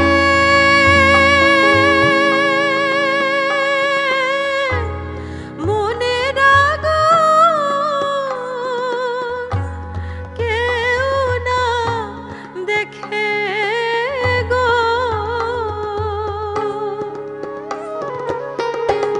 বনের আগুন সবাই দেখে মনের আগুন কেউ না দেখে গো তোর হীরার কলসি কাঙ্ক্ষে নিয়ে হীরার কলসি কাঙ্ক্ষে নিয়ে কোন বাদেশে যাবি তোর বৃন্দাবন কারে দিয়ে যাবি বিনোদিনী গো তো বৃন্দাবন কারে দিয়ে যাবি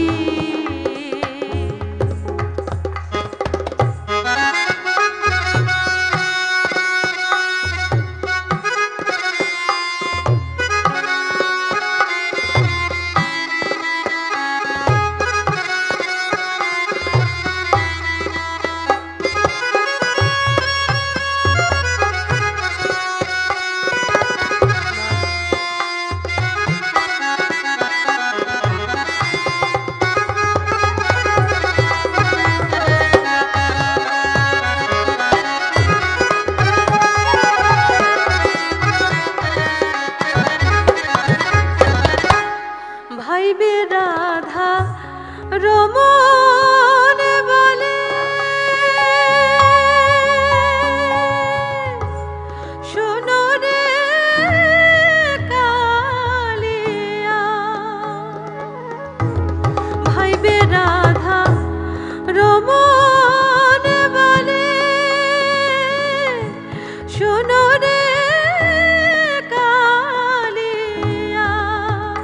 ওরে নিভা ছিল মনের আগুন নিভা ছিল মনের আগুন কে দিল জ্বালায়া তো বৃন্দাবন তারে দিয়ে যাবি বিনোদিনী গো তো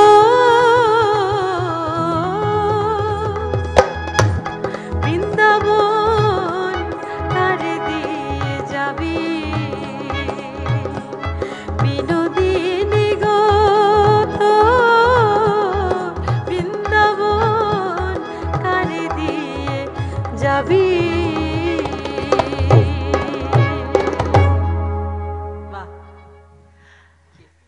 কেমন বাজায়? নাদিমের কথা বলো, ওই যে পিছনে যে। দারুণ দারুণ হ্যাঁ। দারুণ, তাদেরকে একটু আমরা সবসময় টেলিভিশনে দেখি, আজকে আমার খুব ভালো লাগছে, দারুণ বাজায় তারা, তাদের সঙ্গে কোনো রিহার্সেল নাই, কিচ্ছু নাই, তাই তো বোঝা যায়। আর বাঁশিওয়ালা? এই তো মাই গড, কি করে দিচ্ছে, তারাই তো গানকে তুলে দিচ্ছে, আমি তো গাইছি, তারাই কিন্তু আমার গানটাকে তুলে দিচ্ছে।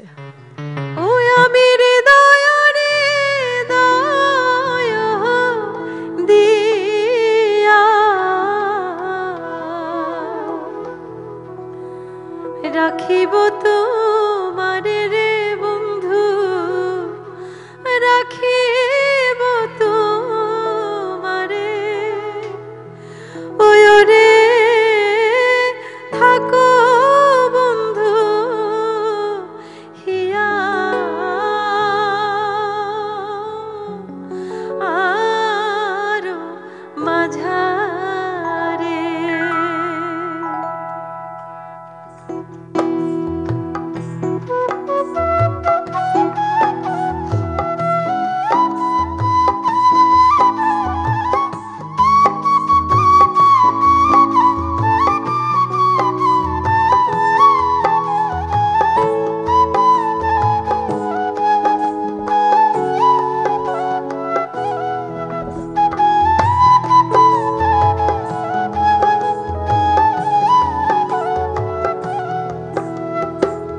তুমি হেন বন্ধু আমার নাহি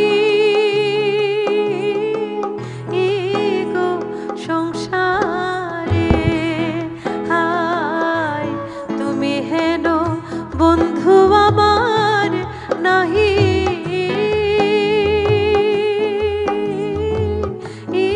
গো সংসারে, আমি তোমায় নিয়ে খেলব বাসা, ও আমি তোমায় নিয়ে খেলব বাসা,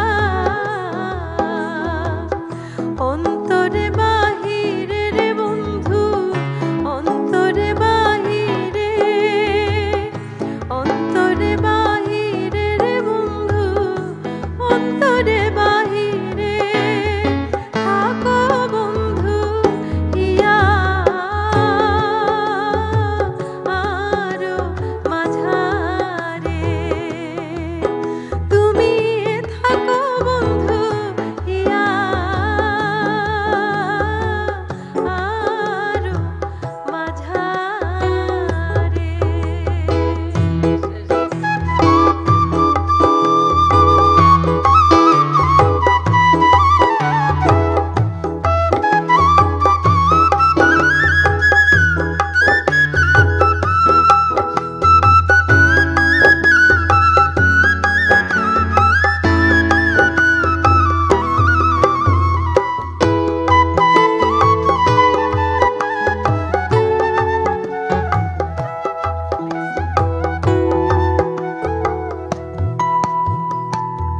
দিনহীন কই বিকাইয়াছি ওই রাঙা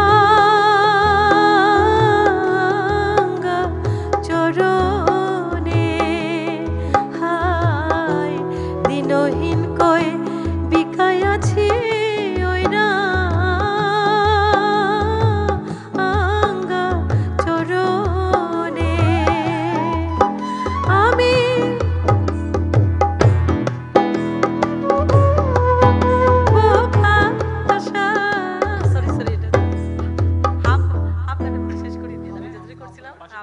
গৌরী দি আজকে সবকিছুই একটু একটু করে গাইবেন, মানে এটা আমাদের আসলে ভার্সেটাইল গৌরী দি, যখন মঞ্চে ওঠেন তিনি অন্য এক গৌরী। আজকে আমরা একদম খুবই মডেস্ট একটা আয়োজন, এবং আমাদের তরফ থেকে এটা আমাদের এই গানের গৌরীকে শ্রদ্ধা, আমাদের ভালোবাসার ফুল তার চরণে, যেটুকু পেরেছি যেমন করে পেরেছি।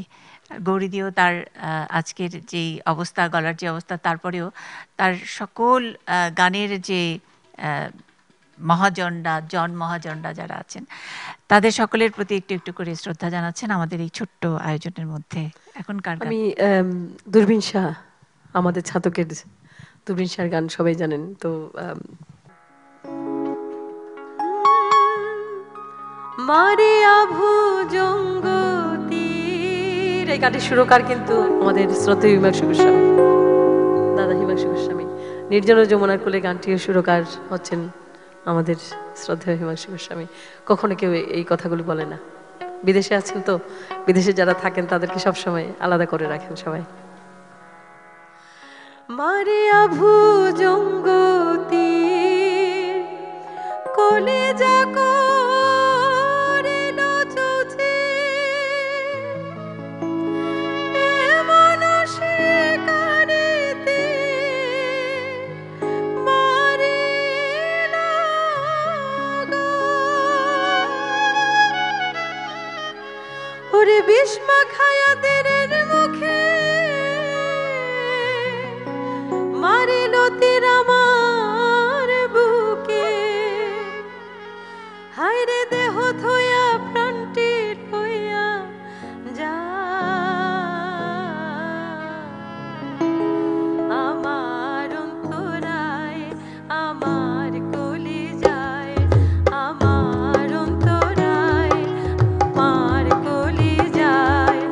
প্রেমশীল বিন্দিল বুকে, প্রেমশীল বিন্দিল বুকে, মরে হায় হায় আমার অন্তরায় আমার কলিজায়, আমার অন্তরায় আমার কলিজায়।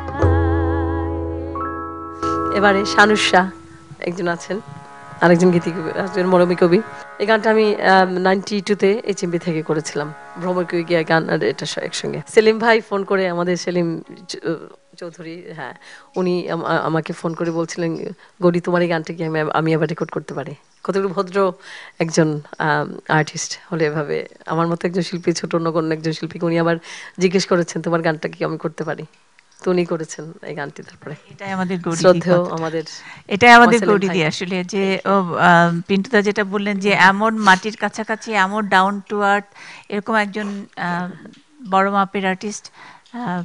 তিনি মানুষের, এই যে সেলিম চৌধুরী অবশ্যই তো এটা জিজ্ঞেস করবে, এটা অবশ্যই, অ্যাটিটিউডের অবশ্যই। মধ্যে পড়ে, কিন্তু সেটাকেও কত অনেক, মহিমান্বিত অনেক, করছে অনেক, তোমার গল্পটা অনেক দিয়ে। বড় কথা। শুনি গান। বন্ধু তোর লাইগা রে, বন্ধু তোর লাইগা রে, আমার তনু জোর জোর, মনে লয় ছাড়িয়া রে যাইতা, ছাইরা বাড়ি ঘর, বন্ধু তোর লাইগা রে। অরণ্য জঙ্গলার মাঝে বানাইয়াছি ঘর, ভাইও নাই বান্ধব নাই, কেলই তো খবর আমার।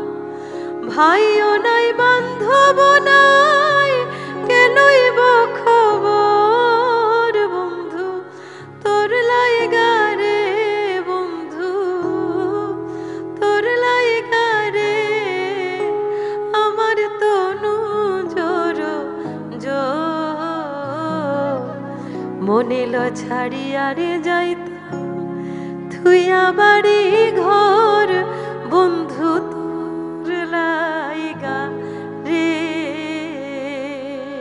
হাসন রাজা, এই গানটা করতে আমার ভীষণ ভালো লাগে। ওই আমি না লইলাম আল্লাজির নাম রে, হায় রে না করলাম তার কাম, মিছা ভবে পাগল মনা, দিনে গাইলাম রে আমি না লইলাম আল্লাজির নাম রে। হায় রে ছাড়ো ছাড়ো হাসন রাজা, এই ভবের আশ। হায় রে ছাড়ো ছাড়ো হাসন রাজা, এই ভবের আশ। এক মনেতে চিন্তা করো হইতায় বন্দের দাস রে আমি না লই লামাল্লাজির নাম রে। সবাইকে ডেডিকেশন করছি। আরেকজন আমি শেষ করব ওনার গান দিয়ে, আমাদের শ্রদ্ধেয় গিয়াসউদ্দিন আহমেদ, মরিলে কান্দিস না আমার দায়। এই গানটি গিয়াস ভাই আমার বাসায় প্রত্যেক দিন ছাতকে, উনি ছাতক প্রেস ক্লাবের প্রেসিডেন্ট ছিলেন, তারপরে বাস স্ট্যান্ডে ওনার একটা ইয়ে ছিল, তো প্রত্যেকদিন সকালবেলা, তখন আমার বাবাও ছিল, আমি ছোটো ছিলাম, কিন্তু উনি প্রত্যেকটা গান আমাকে গিয়ে তুই এই গানটা কর, এই গানটা লিখে নিয়ে আসছি, এই সুর এরকম। তো গিয়াস ভাই আমাকে এই গানটি দিয়েছিলেন। তারপর তো আমি লন্ডন চলে যাই, আসলে আমার করা হয়নি। খুব ইচ্ছা ছিল গিয়াস ভাইয়ের যে আমি এই গানটি করি, কারণ আমি ছাতকে করেছি, গেয়েছি সব জায়গায়, তারপর লন্ডনে গিয়েও করেছি, কিন্তু আমার আসলে কিছুই নেই। সত্যি কথা বলতে কি, আমার কোনো রেকর্ড, কোনো সিডি, একটাই জাস্ট HMV-র কর্ণধারে আসছিলেন বলে আমার এটা হয়েছিল, কিন্তু আমি আসলে কিছুই আর বের করিনি। তারপরে ওই যে আমার ক্যাসেটটা হয়নি, তারপর থেকে আমার ভিতরে একটা কষ্ট পেয়ে আসলে আমি আর কোনো রেকর্ড বের করিনি। তো আমি এই গানটা দিয়ে আমাদের গিয়াস ভাইয়ের মরিলে কান্দিস না আমার দায়, এই গানটি দিয়ে শেষ করব। তার আগে আমি আমাদের বাউল সম্রাট আব্দুল করিম ওনার একটি গান করছি। আমার কি সুখে যায় দিন রজনী, কে জানে না কুহু সুরে মনেরা আর জ্বালায়ও না, কুহু সুরে মনেরা আর জ্বালায়ও না। একটু একটু করে গাইছি, কারণ কারি আমিনুদ্দিনের গান, তার প্রতি আমাদের শ্রদ্ধা। এবারে গাইছি কেমনে রাখিব তোর মন, কেমনে রাখিব তোর মন আমার আপন ঘরে বাদিরে বন্ধু,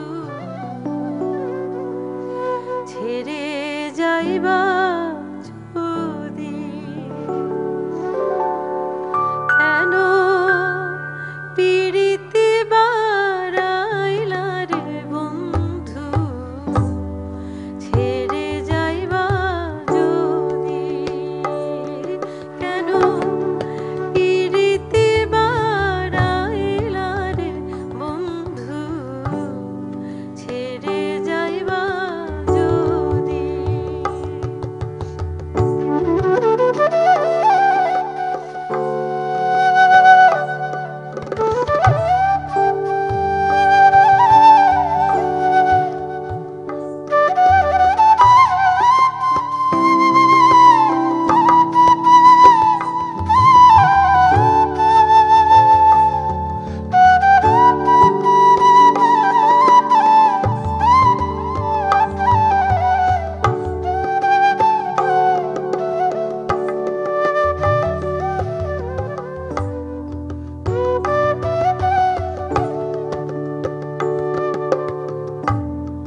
পাড়াপড়শি বাদিয়া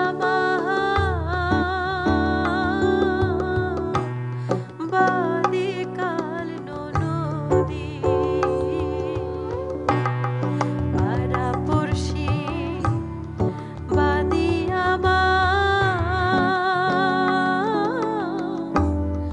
বাদি কাল নদী, মরম জ্বালা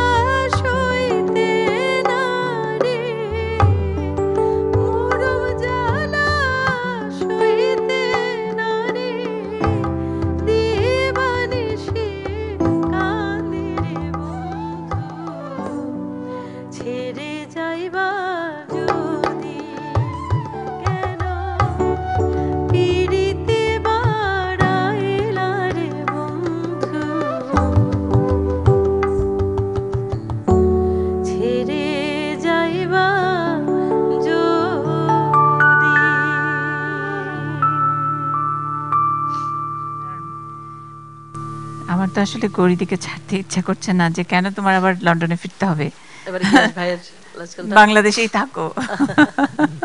যদি থাকতে পারতাম, আমি তো সবসময় বাংলাদেশকে আসলে আমরা বিদেশে যারা থাকি সবসময় বাংলাদেশ নিয়ে সারাক্ষণ বাংলাদেশ নিয়ে চিন্তা, বাংলাদেশের মানুষ কিরকম আছে, বাংলাদেশের মানুষের একটু কিছু যদি দেখি আমরা পাগল হয়ে যাই। আসলে কেউ বুঝে না আমাদের ইয়েটা। আর যখন দেখি ওখানে যাওয়ার পরে আমাদের দেশের ছেলেরা যখন স্টুডেন্ট হয়ে যায়, মেয়েরা যখন যায় স্টুডেন্ট হয়ে, তাদেরকে আমরা আসলে আগলে আগলে ধরে রাখার চেষ্টা করি। বাঙালিরা অনেক অনেক মানে কি হয়, অনেক নরম মনের মানুষ, কিন্তু অনেকে বলে যে বিদেশিরা আসলে ওরকম, কিন্তু আমাদের বাঙালি যারা আছে সারাক্ষণ দেশ নিয়ে ভাবে, তো আমরাও সারাক্ষণ দেশ নিয়ে ভাবি। তোমার প্রতি আমাদের শ্রদ্ধা গৌরীদি। আমাদের সত্যি আমরা ভাগ্যবান, আমাদের একটা এরকম একটা গৌরীদি আছে। এখন এখন last গ্যাস ইয়ের গ্যাস গানটা, ভাই, এই গানটার ব্যাপারে আমি একটু দিদি তোমার কথা একটু শুনতে চাই। যে গানটা তুমি করবে, এই গানটার নিয়ে এটা অনেক গীত হয়, এখানে অনেক গাওয়া হয়, অনেকেই নানান সময় গানটা করে। হুমায়ূন আহমেদের নাটকের কারণে বা উনি বারবার এই গানটা শুনতে চাইতেন বলে এই গানটা অনেক পরিচিত। কিন্তু এই গানের যিনি গীতিকার, এই গানের যিনি স্রষ্টা, তার কথা কিন্তু আমাদের এই প্রজন্ম অনেকেই জানে না। আমি একটু তোমার মুখ থেকেই শুনে নিতে চাই গানটার। আমার খুব কাছের একজন মানুষ। এই যে আমি গোবিন্দগঞ্জে সেদিন গান করে আসলাম, গোবিন্দগঞ্জ কলেজের 50 বছর পূর্তি অনুষ্ঠানে লাস্ট গানটা ওনাকে ডেডিকেট করে করেছে। যে উনি হচ্ছেন গোবিন্দগঞ্জের মানুষ, আমাদের ছাতকের গর্ব, আমাদের বাংলাদেশের গর্ব। যে উনি এত সুন্দর সুন্দর গান লিখে গেছেন। প্রাণ কান্দে মন কান্দে রে, মরিলে কান্দিস না আমার দায়, তারপরে আছে বসন্ত আসিল গাছে ফুল ফুটিল, তারপরে আরো অনেক অনেক গান রেখে গেছেন। তো আমি আমার মনে হয় এই গানটা দিয়ে আমি মানে উনি গিয়াসউদ্দিন গিয়াসউদ্দিন আহমেদ, হ্যাঁ হ্যাঁ উনি সাংবাদিক ছিলেন। হ্যাঁ হ্যাঁ, কিন্তু ওই যে সাথের লাউ গানের কিন্তু 4 লাইন, লাস্ট 4 লাইন কিন্তু উনিই লিখেছিলেন। আচ্ছা, আমরা গিয়াসউদ্দিন আহমেদের প্রতি আমাদের শ্রদ্ধা। এমন একজন মানুষ, অনেক তার অমর সৃষ্টি, কিন্তু সেগুলো মানুষের মুখে মুখে তার নাম টিকানো নেই, সেটা নিয়ে তো আমাদের ক্ষেত থাকতেই পারে। কিন্তু দায়বদ্ধতার জায়গা থেকে আমরা অন্তত এইটুকু আয়োজনে আমরা তাকে শ্রদ্ধা জানাচ্ছি, গিয়াসউদ্দিন আহমেদকে।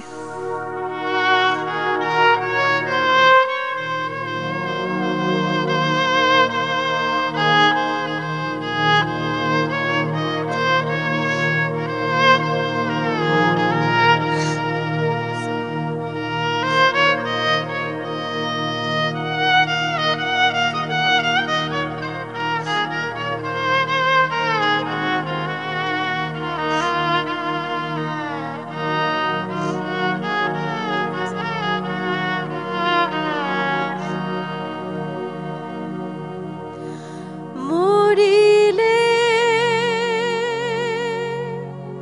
কান্দিস না আমার দায় রে,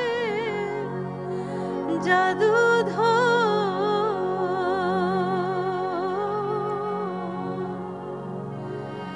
মরিলে কান্দিস না আমার দায়,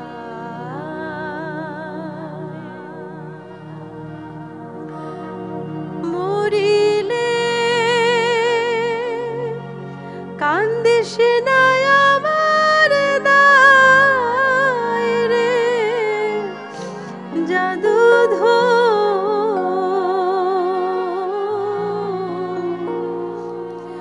মরিলে কান্দিস না আমার দায়।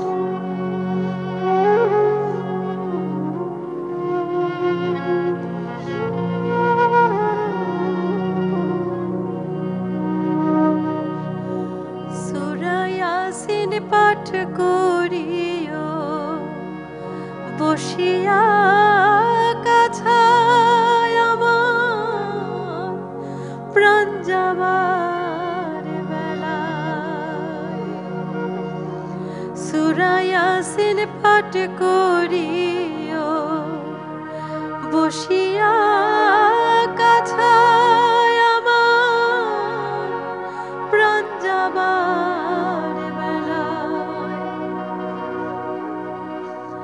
বিদায় কালে পড়ে না যেন শয়তানের ধোঁকায় রে জাদু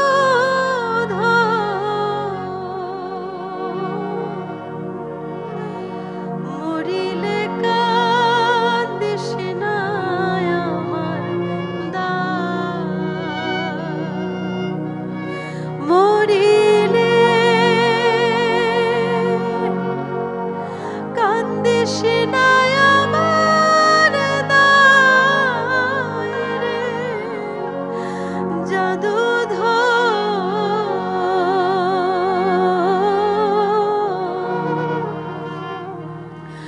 মরিলে কান্দিস না আমার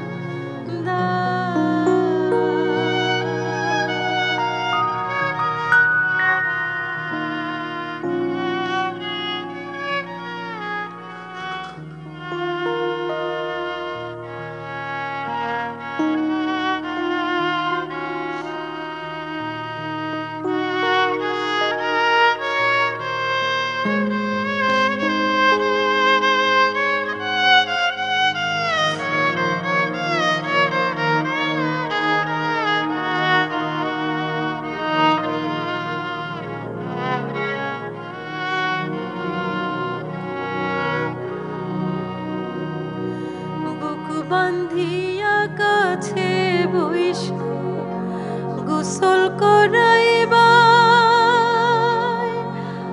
আমার কথা রাখিবা বুক বান্ধিয়া কাছে বইসা গোসল করাইবা আমার কথা রাখিবা কান্দনের বদলে মুখে কলমা পড়িবা রে জাদুধর মরিলে কান্দিস না আমার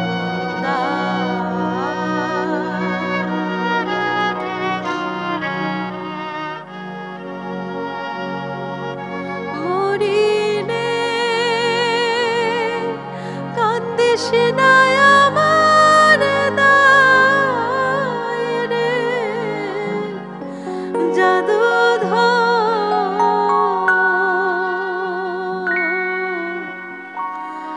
মরিলে কান্দিস না আমার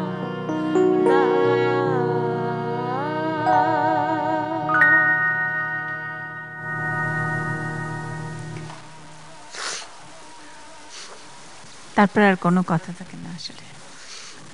আমি আজকে কিভাবে গিয়েছি সরি, আমি সবার কাছে কোনো জোরে জোড়হাতে ক্ষমা চেয়ে নিচ্ছি, কারণ আমি আসার পরেই আসলে খুব ভালো ছিলাম, সুস্থ ছিলাম, কারণ হে ফিভার একটা অসুখ, হাঁচি এত বেশি, মানে আমার আসলে আসমার মতো হয়ে যাচ্ছিল আজকে। আজকে আমাকে মনে হচ্ছিল যে হসপিটালে চলে যাবো, জামাইবুড় আজকে দেখেছে সব কিছু নিয়ে, কিন্তু এত সুন্দর আয়োজন আজকে আমি মিস করতাম যদি আজকে আর আমার করা হতো না এই প্রোগ্রামটা।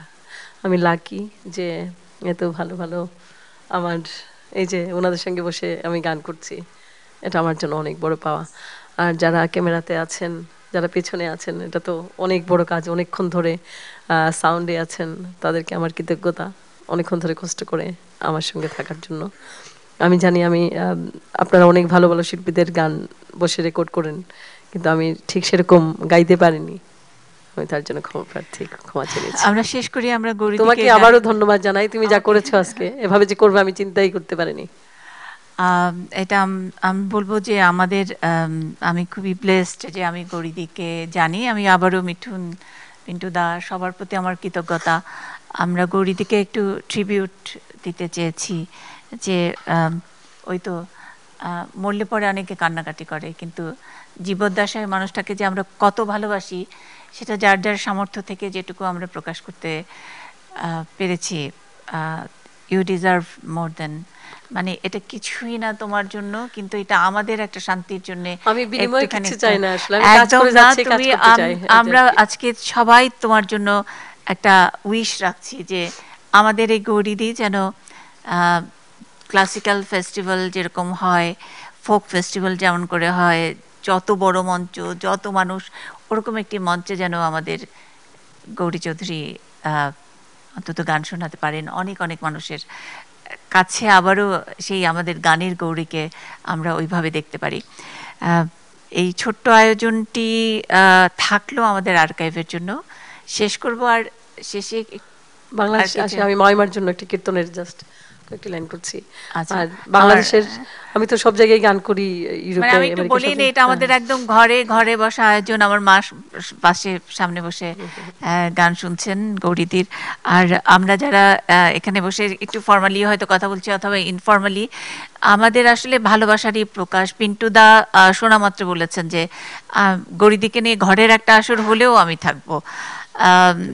মিঠুন এত বড় শিল্পী চিটাগং থেকে চলে এসছে আজকে, ওর আজকে আসার কথা না।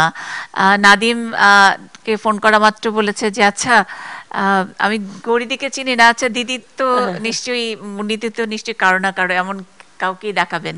তো গৌরীদিকে দেখতে নাদিম চলে আসছেন, আর মামুনকে আমরা আজকে পেলাম আমাদের কাছে, এরকম আমি বললাম আমাদের সন্তানের মতো, এত সুন্দর, এত দারুণ বাজায়। সবার প্রতি আমার কৃতজ্ঞতা।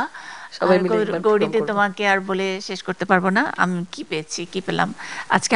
আমার জন্য একটা বিশেষ প্রাপ্তি, একজন মানুষ হিসেবে, সাংবাদিক হিসেবে, মিডিয়া কর্মী হিসেবে, এর চেয়ে আর তুমি নিজে কিছু এটা বাংলাদেশ পেতে চাই না। যাই হোক, আর আমাদের এই ঘরোয়া আয়োজনে ঘরের যে মানুষ, যার ঘরে সবাই মিলে বাংলাদেশ, সবাই মিলে আসার পরেই বলেছে যে আমি শাড়ি পরে যেটা আসছি, একদম সবাই মিলে বাংলাদেশ পরে আমরা গাই। আচ্ছা, এই ঘরোয়া আয়োজন, যার ঘরে এই আয়োজনটি হচ্ছে, যিনি আমার মা আপেল রানী সাহা, মাসিমাকে প্রণাম জানিয়ে আমি আসলে গানটা মার জন্য গৌরীদি একটা গান করবে, এবং সেটা পিন্টু দাস ওরা খুব উদ্গ্রীব হয়েছে। কীর্তন হতে হতেই শেষ হবে মনে হয়। ওকে, আমি বিদায় নিয়ে নিচ্ছি, তাহলে কীর্তনেই শেষ হোক। আমি কীর্তন দিয়ে আমার অনুষ্ঠান শেষ করছি। অবশ্যই আবারও ভবিষ্যতে কখনো কোথাও মনিদির সঙ্গে আবার বসবো, আবার আসবো আপনাদের মাঝে। থ্যাংক ইউ, অসংখ্য ধন্যবাদ আপনাদের সবাইকে, যারা মনিদির সঙ্গে পুরো টিমকে অনেক অনেক ধন্যবাদ। যদি গোকুল চন্দ্র ব্রজে নাহি এলো, সখীরে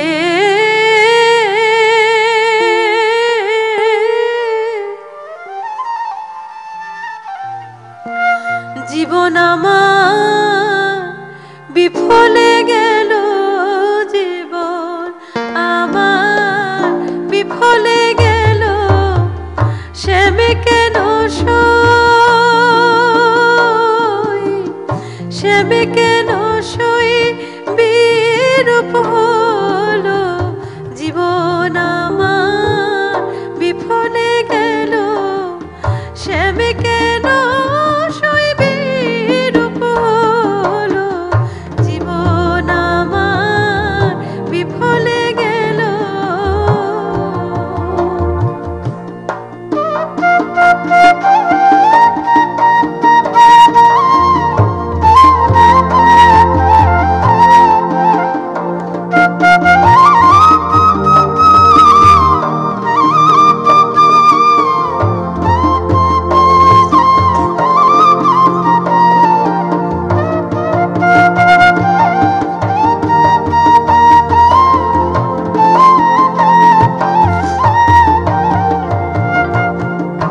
সপিয়া দিলাম, সপিয়া দিলাম, দেহ মন প্রাণ সপিয়া দিলাম,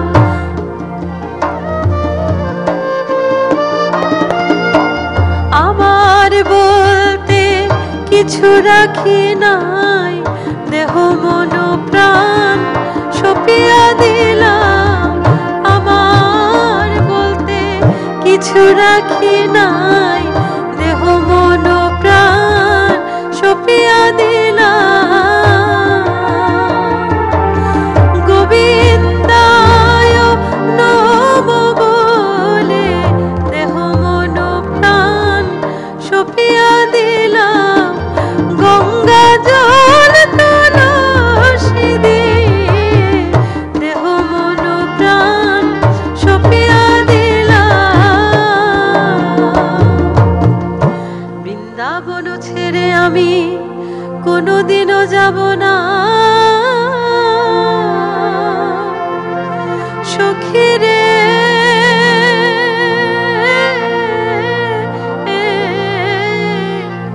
সে কোথায় আর রইল না। আমি মথুরা নগরে প্রতি ঘরে ঘরে যাইব যোগিনী হয়ে, আমি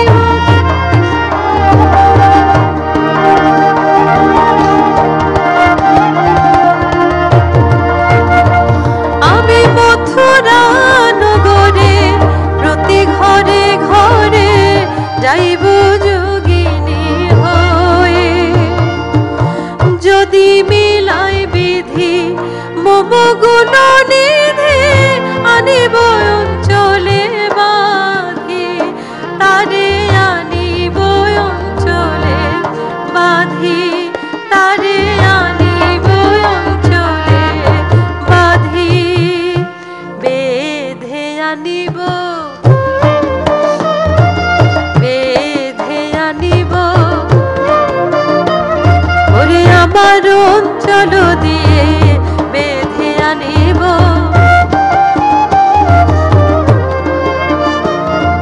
প্রেম ডুরি দিয়ে তারে বেঁধে আনিব,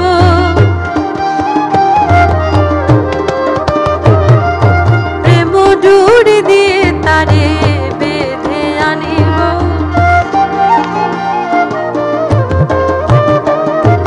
বেঁধে আনিব, বেঁধে আনিব, সখী রে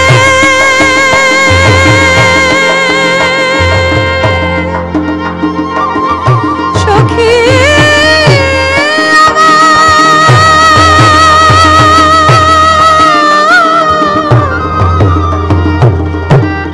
সখী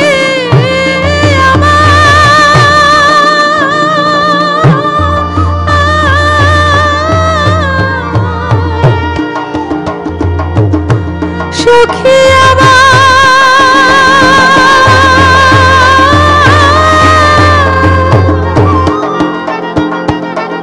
সখী